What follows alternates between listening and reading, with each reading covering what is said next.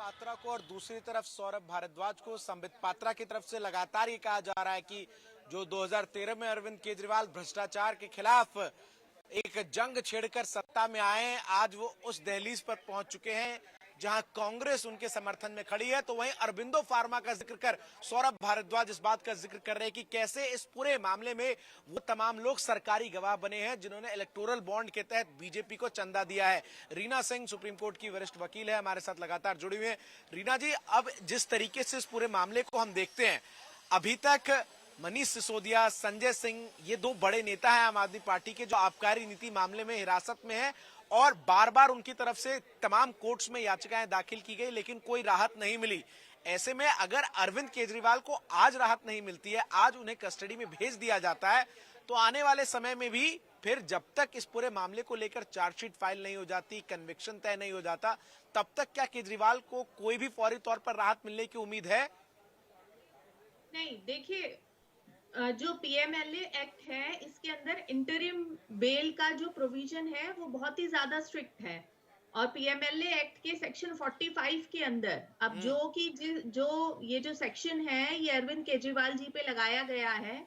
इस सेक्शन में बेल मिलने की दो ही शर्तें होती हैं। पहला तो ये कि जो ईडी के पास ये ऐसे एविडेंसेस हो कि हाँ, इन्होंने ये अपराध नहीं किया है या इनकी किसी भी तरीके की इन्वॉल्वमेंट नहीं थी डायरेक्टली।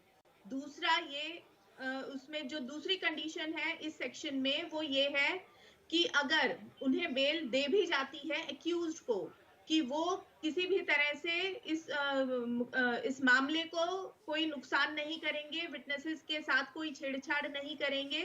पर यहाँ पे ये देखना होगा कि दोनों ये जो कंडीशंस हैं इसमें अरविंद केजरीवाल जी फिट नहीं बैठते।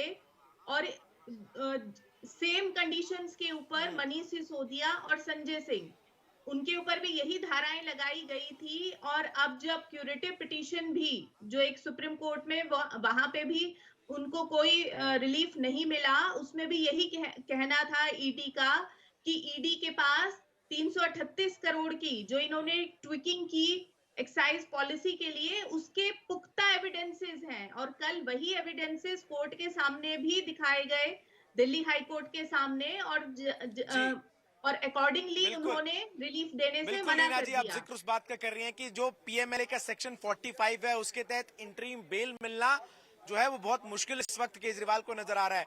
मेरी सहयोगी अपूर्वा इस वक्त राउज एवेन्यू कोर्ट के बाहर मौजूद है। अपूर्वा, क्या तस्वीरें हैं इस वक्त राउज एवेन्यू कोर्ट के बाहर, और वहां से तो महज चंद कदमों की दूरी पर आम आदमी पार्टी का भी मुख्यालय है, कैसी तस्वीरें नजर आ रही हैं, जरा दर्शकों को दिखाइए।